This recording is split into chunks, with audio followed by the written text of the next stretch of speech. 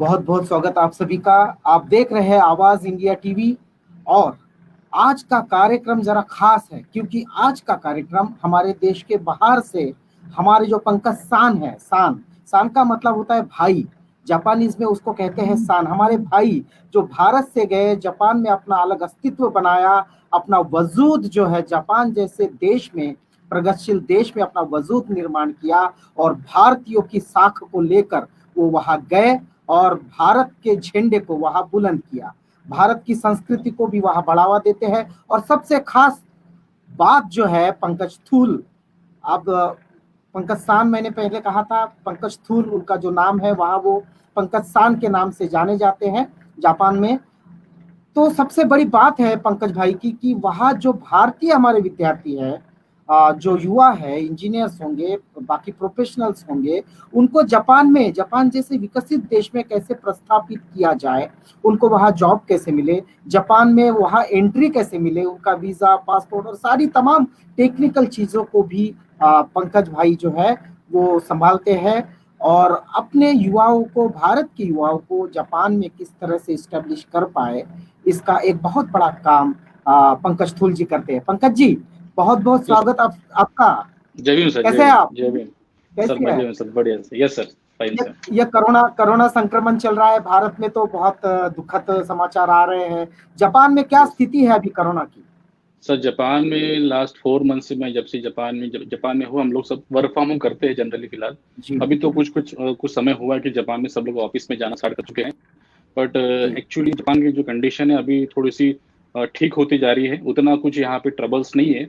दिन ब दिन पेशेंट भी है उतनी ज़्यादा आ नहीं रहे हैं, क्योंकि सब लोग जापान में प्रिकॉशन तो पहले से लेते आ रहे हैं, बचपन से लेते आ रहे हैं। उतना कुछ यहाँ पे मुझे अभी लग नहीं रहा है as comparison India, other countries का मैं बहुत देख रहा हूँ। इंडिया की भी बहुत हालचाल, इतने विकट परिस्थिति आती जा रही है। बट जापान से मैं बताना चाहूँगा कि जापान में अभी की कंडीशन फिलहाल ठीक है सर, उतनी भी ठीक है सर। बिल्कुल। बस पंकज जी, आपने कोरोना का वहाँ का विवरण तो दिया। अभी कितना बजा है वहाँ जापान में?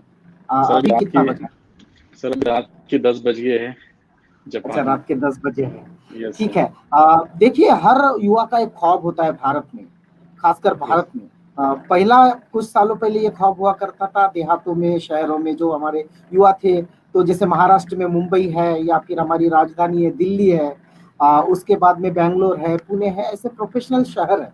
तो हमारे युवा का जो ख्वाब होता था कि हम जॉब करेंगे तो पुणे में करेंगे, बैंगलोर में करेंगे। लेकिन आपने इस ख्वाब को बहुत बड़ा कर दिया है।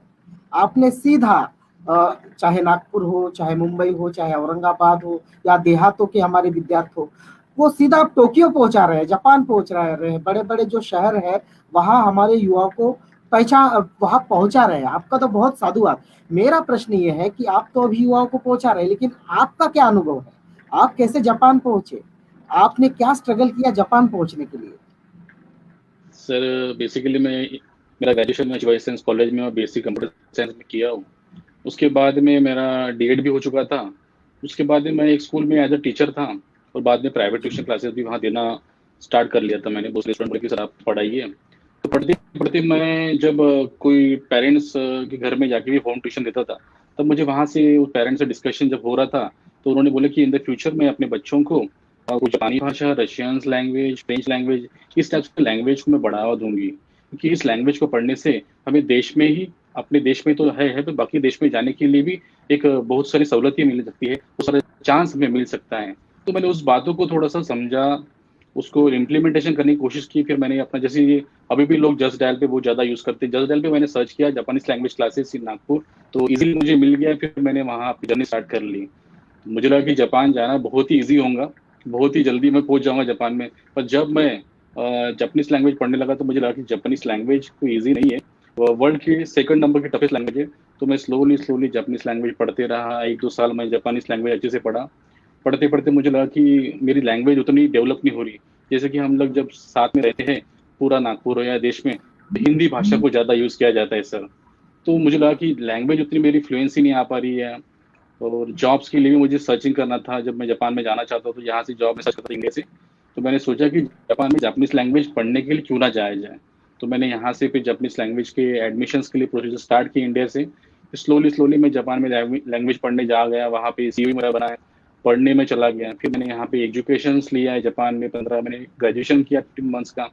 उसके बाद में जापानीज लैंग्वेज स्कूल के बाद में यहाँ पे मैंने बहुत सारी कंसल्टेंसीज होती है यहाँ वहाँ मैंने इंटरव्यूज बहुत सारे दिए। अबाउट 20 इंटरव्यूज मैंने जापान में दिए सर। बहुत सारी तकलीफ जाती है। जापानी लैंग्वेज की क्या तुलना है, क्या महत्व है, मुझे जापान में आके पता चला कि लैंग्वेज के भरोसे जापान में बहुत इजीली जॉब मिल सकता है। हमें पढ़ना भी अच्छा है, टेक्निकल भी नॉलेज हमारा अच्छा होना चाहिए, हमारा ग्रेजुएशन होना बहुत जरूरी है जापान में आने के लिए। तो इस टाइप से मेरी जर्नी है सर, जापान में मैं जॉब करने आ गया। आप 10 साल हो गए आप जापान में हैं, इंडिया नहीं से सर, जापान नहीं के बाद। सर, जी। 10 साल नहीं सर, 3 साल हो गए सर जापान में, सॉरी। अच्छा, 3 साल, 3 साल, तीन 3 साल हो साल गए हो आप गया सर। जापान में, तो वहाँ काम कर रहे हैं, एजुकेशन भी लिया, काम भी कर रहे हैं जापान में। इन 3 सालों में आप खुद को कहाँ देखते हैं, किस मुकाम पर आज देख रहे हैं? सर अभी मैं जापान में 3 साल हो गए। मैं पहले साल में था तो मुझे बहुत तकलीफ होती थी। यहाँ पे बहुत टाइम पंक्चुअलेशन ज्यादा है, हमेशा हर चीज टाइम पे होती है। टाइम ही मुझे चला जाता है यहाँ पे। सुबह उठना भी है तो बिल्कुल। टाइम पे उठना है, कॉलेज जाना है टाइम पे जाना है। थोड़ा सा भी लेट हो गया, 2-3 सेकंड लेट हो गया तो मैं बाहर खड़ा होती थी। फिर बाद में सॉरी बोल के अगले बार नहीं करूंगा ऐसे बोल के करना पड़ता था। यहाँ पे ट्रेन भी इतनी फास्ट और टाइम टू टाइम चलती है, तो बहुत टाइम का जो महत्व है जापान ने मुझे सिखलाया। उसके बाद में जापान में अभी 3 साल मुझे हो गए जापान में। अभी तक मैं जैसे कि 2018 से लेकर 19 तक जो इंडिया के प्राइम मिनिस्टर और जापान के जो प्राइम मिनिस्टर उनके साथ में मैंने एज 6 डेज का इंटरप्रेटर काम भी किया था। उसके साथ साथ मैं जापान में बहुत सारे टेलीविजन इंडस्ट्री में भी, सैटरडे संडे कॉलेज लाइफ में भी, आज भी मैं जापानीज लैंग्वेज जापान में जब मैं जॉब भी करता हूँ तो मैं सैटरडे संडे अपनी हॉबी समान जो मेरी इंटरेस्टिंग फील्ड है टेलीविजन इंडस्ट्री में काम करना, मैं वो भी करता हूँ। तो अभी फिलहाल तो मैं 3 साल में तो तक की बहुत अच्छा खासा सक्सेस मुझे मिलते जा रहा है। आप लोग का सभी साथ है, बहुत सारे इंडियंस यहाँ रहते हैं, बहुत अच्छे से रहते हैं। जापानी भी यहाँ पे बहुत अच्छे से ट्रीट करते हैं इंडियन लोगों को, बहुत अच्छे से इनका वेलकम है हर कंट्री के लिए। पर इंडियंस लोगों को देखते वक्त उनको बहुत अच्छा लगता है। बहुत ही काइंड काइंडफुल पर्सन ऐसी बोले जाते हैं यहाँ पे इंडियंस को। जी, आप वहाँ पहुँचे हैं, लेकिन जापान का दरवाज़ा जब खुलता है, तो सबसे पहला पहला दरवाज़ा अगर खोलना है, उसकी कड़ी खोलनी है, उसका अगर लॉक खोलना है, तो वो होता है जापानीज़ लैंग्वेज सीखना। अगर आप जापानीज़ लैंग्वेज आपको नहीं आती, तो आप जापान में प्रवेश नहीं कर सकते, एजुकेशन के लिए भी नहीं और प्रोफ़ेशन के भी लिए नहीं। आपने कैसे क्या इसको और किस स्तर तक आपने इस लैंग्वेज को सीखा? आपको क्या परेशानियाँ हुई? कहाँ से सुविधाएँ मिली? थोड़ा विस्तृत बताएँ, ताकि जिनकी इच्छा है जापान आने की, वहाँ प्रोफेशनली काम करने की या पढ़ने की, उनको थोड़ी सुविधाएँ मिल सके। बिल्कुल, बिल्कुल, यस सर। जैसे कि जब मैं इंडिया में जापानीज़ लैंग्वेज स्टार्ट किया था 2014 में, जब मैं जापानीज़ लैंग्वेज पढ़ रहा था, तब 2014 से लेके मैं स्लोली स्लोली जापानीज़ लैंग्वेज अपना ग्रेजुएशन भी कंप्लीट कर रहा था। पर जब मैं इंडिया में था तो मैं N2 लेवल तक पढ़ाई कर चुका था। जापानीज़ लैंग्वेज में JLPT नाम की ऐसी एक टेस्ट होती है, जापानीज़ लैंग्वेज प्राइमरी टेस्ट। ये एग्ज़ाम वर्ल्ड वाइड होती है, साल में 2 बार आती है, जुलाई का फर्स्ट संडे, दिसंबर का फर्स्ट संडे। अभी शायद से मैंने सुना है कि नेट एग्ज़ाम भी एक नई निकली है जो साल में 6 बार आती है। तो वो भी लोग करते हैं। पर जब मैं इंडिया में था, जब मैं जापानीज पढ़ता था, तो मैंने N2 लेवल तक पढ़ाई कर ली थी। मेरा N4 सर्टिफिकेट था JLPT का। तो मुझे लगा कि सर मैं N2 लेवल तक पढ़ चुका हूँ और मुझे अभी और ज़्यादा प्रिपरेशन लाना है। और मुझे समझने के लिए, उतनी लिसनिंग के लिए, एबिलिटीज़ के लिए तकलीफ जाती थी। तो मैंने सोचा कि जापान में आ जाओ। जापान में आने के बाद मैंने 15 महीने जापानीज़ लैंग्वेज स्कूल में एजुकेशन लिया। तो अभी के लेवल पे मेरा N2 लेवल का जापानीज़ लैंग्वेज है। मैं N2 लेवल का सर्टिफिकेट ले चुका हूँ। तो इस टाइप से जापानीज़ लैंग्वेज पढ़ने के लिए एग्ज़ाम्स को हमें दिया जाता है। जब हम भारत से जापान जाते हैं, जापान जाने का फैसला करते हैं, तो जापान में जैसे वर्क परमिट है, स्थायी निवास है, अ, उसके लिए जापान सरकार की क्या नीतियाँ हैं? और जापानीज़ जो है वो भारत से आने वाले छात्रों को किस तरह से देखते हैं? पहले तो आप बताइए कि जापानीज़ जो सरकार है, गवर्नमेंट है, उसकी अपनी क्या नीतियाँ है? जब जापान के बाहर के स्टूडेंट्स वहाँ पढ़ने आते हैं या काम करने के लिए आते हैं, तो उनका वर्क परमिट है, निवास है, किस तरह से मैनेज करते हैं? जैसे कि सर जापान में मैं 3 साल से देख रहा हूँ कि कुछ निक्के नाम के कुछ दो सारे ऐसी कंसल्टेंसी कंपनीज हैं जो वर्ल्ड वाइड लोगों को सिलेक्ट करती है। इनका जैसे फॉर एग्जांपल इंडिया में जब रहते हैं, कोई IIT बंदा पढ़ रहा है, कोई बीटेक वाला बंदा पढ़ रहा है, 4th ईयर में कैंपस सिलेक्शन रहता है। वैसे ही जापान की गवर्नमेंट, जापान की कंसल्टेंसी कंपनीज इंडिया में जाके इंडियन लड़कों को सिलेक्शन करती है। अभी इंडियन लड़कों को सिलेक्शन करने के बाद मैंने कभी कभी देखा है कि यहाँ से कुछ कुछ फॉरम ऐसी हैं जो एशिया टू जापान ऐसी कुछ रिक्रूटमेंट फॉरम होते हैं जो वर्ल्ड वाइड 50 लड़कों को सिलेक्ट करके उनको इंडिया से या अदर कंट्री से जापान में लाते हैं, उनका रहने का अकोमोडेशन करवाते हैं, साथ साथ उनको फिर अलग अलग कंपनीज में वहाँ पे इंट्रोड्यूस करवाते हैं। जैसे यामा है, ओला नाम की कंपनी है, निसान है, बहुत सारी कंपनीज यहाँ पे है। आईटी इंडस्ट्री, ऑटोमोबाइल इंडस्ट्री, हर जगह वो इंट्रोड्यूस करवाते हैं। उसी उनके पीरियड में जो लड़कों को लेके आते हैं, वहाँ पे कुछ इंटर्नशिप जैसा प्लान रहता है, उसमें उनका सिलेक्शन होता है तो उनका सीओ लेटर बनाते हैं।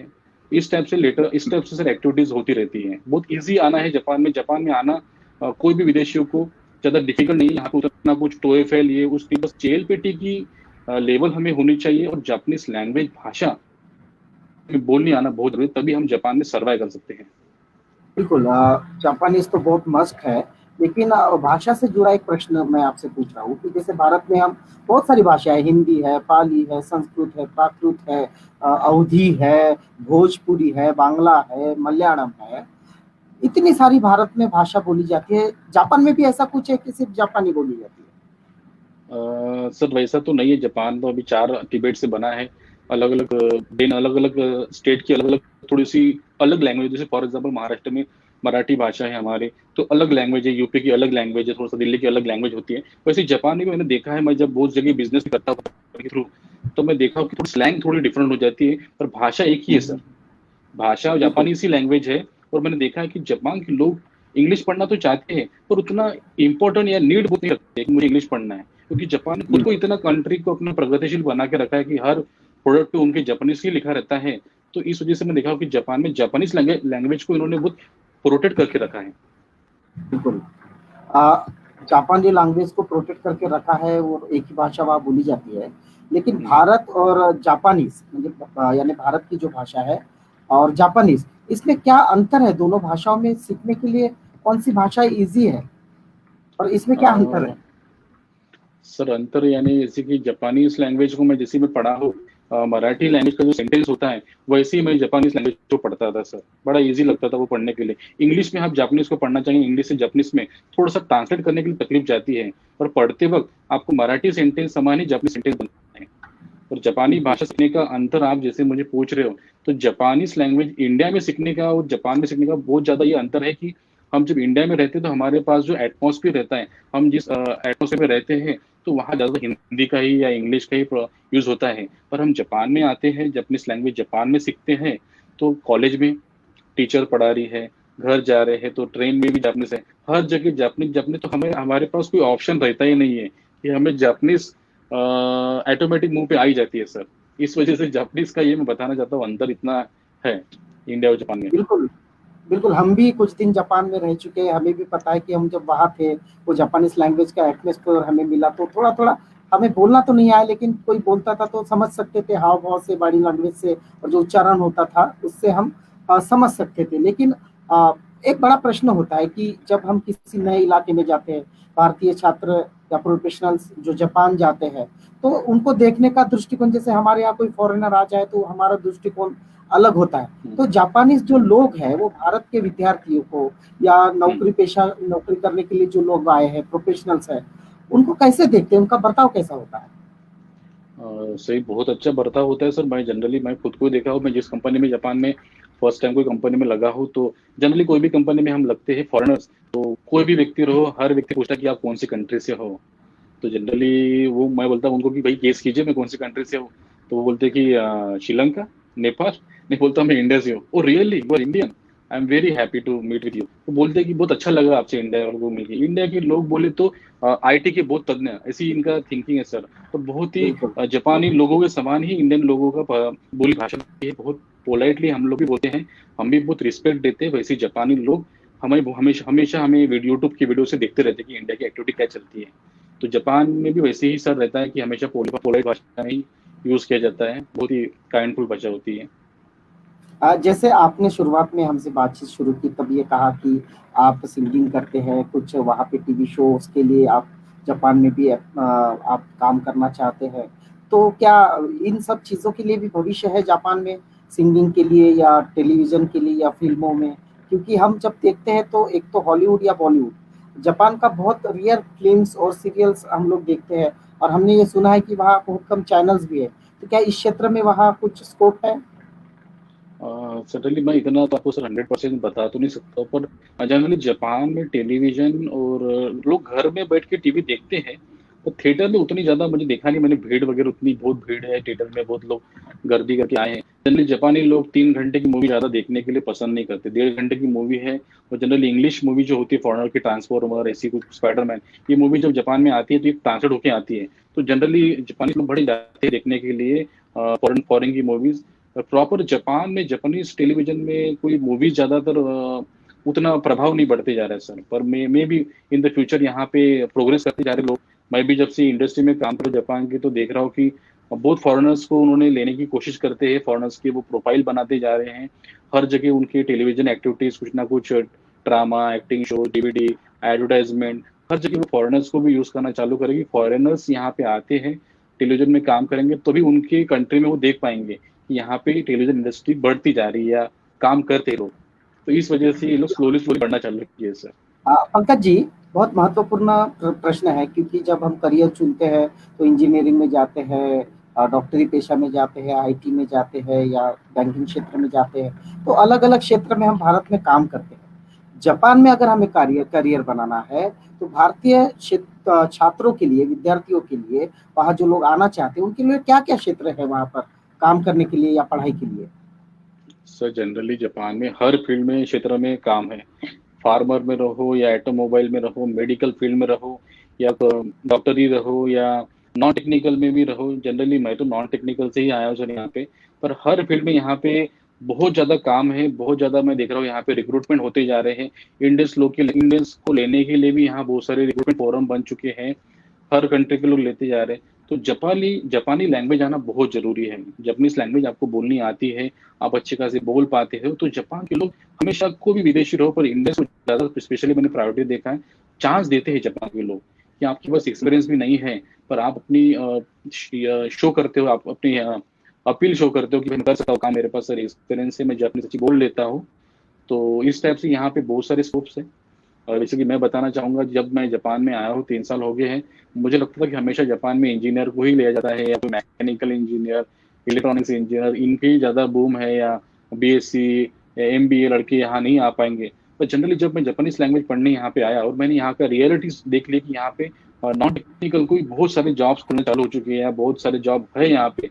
तो उस कारण मैंने इस टाइप से प्लेटफॉर्म बनाना चालू किया। मैंने बहुत सारे सेशन भी देना चालू कर दिया है कि लोगों को अवेयरनेस हो जाए, पता चले कि भाई ऐसा नहीं कि आप बीए है तो आप जापान नहीं आ सकते हैं, कि आपका कोई दोस्त मैकेनिकल इंजीनियर वो पढ़ सकता है वहाँ पे, आईआईटी वाला बंदा ही पढ़ सकता है। ऐसा कुछ नहीं, आप जापानी लैंग्वेज को अच्छे से पढ़ो, उसको ही अपने अच्छे से अपना टारगेट बना के रखो, अपना ग्रेजुएशन करो। जापान में आने के लिए graduation is very must important. तो आप अपनी लैंग्वेज और अपना कोई भी ग्रेजुएशन कीजिए, जापान में जॉब्स हर व्यक्ति के लिए है, बीए क्यों ना रहे। मैं फुल्ली गारंटी देता हूँ कि जापान में जॉब अवेलेबल है। बिल्कुल, आपने जो ज़िक्र किया कि सिर्फ लैंग्वेज आनी चाहिए, फिर आप चाहे किस स्ट्रीम से हो, किस फील्ड से हो, वहाँ कुछ नहीं, हर आदमी को वहाँ अपनी अपनी एबिलिटी सिद्ध करने का मौका दिया जाता है। पर अगर ये जापानीज़ लैंग्वेज का जो ज़िक्र आपने किया, उसको अगर सीखना है और जापान आना है, तो आप इस भाषा को अगर सीखना है, उसके लिए आप छात्रों की क्या मदद कर सकते हैं? जनरली मैं इंडिया में भी बहुत सारे जापानीज लैंग्वेज क्लासेस, मेरे परिचित क्लासेस है जहाँ से मैं पढ़ा हूँ, वो भी क्लासेस है। ऐसे भी नागपुर में बहुत सारे क्लासेस खुल चुके हैं, इंडिया में भी और जापान में भी हमारे लोग हैं जो भी यहाँ जितनी कम्युनिटीज हैं, यहाँ पे जितने भी इंडियंस आए वो भी हमेशा बढ़ावा देते जा रहे हैं। चेन्नई, बैंगलोर, कलकत्ता, दिल्ली, हर जगह क्लासेस बहुत सारे प्रमाण में खुल चुकी हैं। हर क्लासेस में लड़के जा रहे हैं। आजकल तो मैं देख रहा हूँ कि ऑनलाइन सेशन भी हो रहे हैं, ऑनलाइन क्लासेस हो रहे हैं। मैं हमेशा देखता हूँ कि मुझे मैसेंजर से बहुत सारे फ्रेंड रिक्वेस्ट और बहुत सारे मैसेजेस से लड़के पूछते रहते हैं क्वेश्चन कि सर मुझे जापान में आना है, कैसा किया जाए। तो मैं हमेशा बोलता कि ये लैंग्वेज क्लासेस है, आप यहाँ जाइए, कुछ मेरा नाम बताइए, सर ने भेजा है। तो ये सब बहुत सारे क्लासेस खुल चुके हैं। नागपुर में बहुत सारे मैं क्लासेस देखा हूँ कि एक नहीं सर, 4 नहीं, 5-5, 6-6 क्लासेस नागपुर में जापानीज लैंग्वेज खुल चुके हैं। मुंबई में रहो या हर फील्ड, हर जगह जापानीज लैंग्वेज को बढ़ाया दिया जा रहा है। क्यों दिया जा रहा है कि लोगों को पता चल चुका है कि जापान में जॉब है और उसके लिए जापानीज हमें पढ़ना पड़ेगा। जी, आपने कहा कि जापान में जॉब है, लेकिन हम वैश्विक स्तर पर अगर आज देखेंगे, जैसे हम इंडिया की स्थिति देखते हैं कि 12 करोड़ से भी ज़्यादा लोग कोरोना के कारण जॉबलेस हो गए हैं। क्या जापान में भी ऐसी परिस्थितियाँ हैं कि कोरोना के कारण वहाँ पे जॉब कर्तल किए जा रहे हैं, ऐसी कोई स्थिति है? नहीं सर, मैंने तो अभी तक कभी सुना नहीं है। मैं 5-6 महीने से जापान में अभी जॉब कर रहा हूँ। मुझे सॉरी 5-6 महीने से मैं कोरोना के पीरियड में भी घर में बैठ के या ऑफिस में जाता हूँ, जॉब करता हूँ। पर जापान के लोगों ने कभी किसी को निकाला नहीं है सर।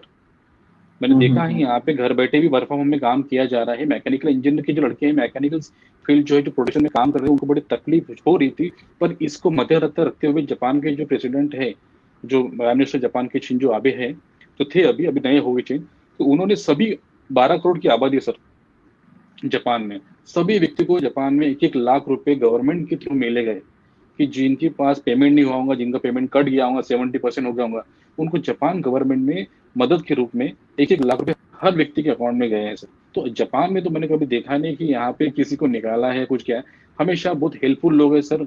सिचुएशन देखते हैं, सिचुएशन समझना भी जापान में लोगों ने, एक जापानीज लोगों के मन में है कि सिचुएशन देख के ही काम करते हैं सर, फायर नहीं करते जापान में सर। बिल्कुल।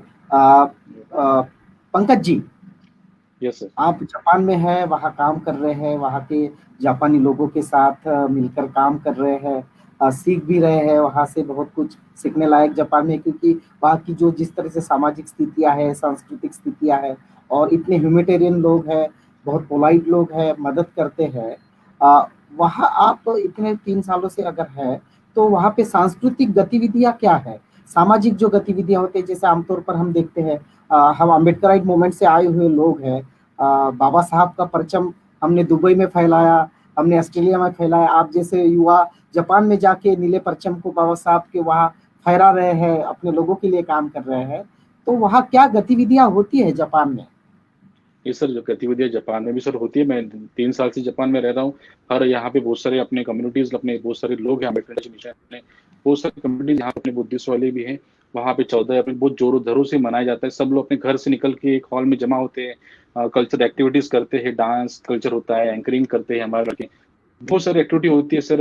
नागपुर के लिए, इंडिया के लिए जॉब कैसी क्या लाएगा, ये सब प्लेटफॉर्म्स यहाँ पे उस 14 अप्रैल के टाइम पे या 6 दिसंबर इस टाइप से हम लोग गतिविधियां में रखते हैं। संस्कृति कल्चर होता है। मैंने जनरली देखा है जापान में बहुत बड़ा इवेंट होता है नमस्ते इंडिया नाम का। यहाँ पे सभी कम्युनिटी के लोग, हर क्षेत्र के, या केरला या चेन्नई, यहाँ के सब लोग वहाँ पे इकट्ठा होके डिफरेंट डिफरेंट टाइप्स के डांस होते हैं, बहुत सारे स्टॉल लगते हैं यहाँ पे, हर तरह का खाना या फूड्स यहाँ मिला जाता है उस दिन में। तो 3 दिन का ये इवेंट रहता है, वो भी मैंने अटेंड किया। यहाँ पे सर बहुत अच्छा खासा इंडियंस का बढ़ावा देते जा रहे हैं। इंडियंस एक्टिविटी हमेशा देखा मैंने होती जाती है सर, कोई तकलीफ नहीं है फिलहाल।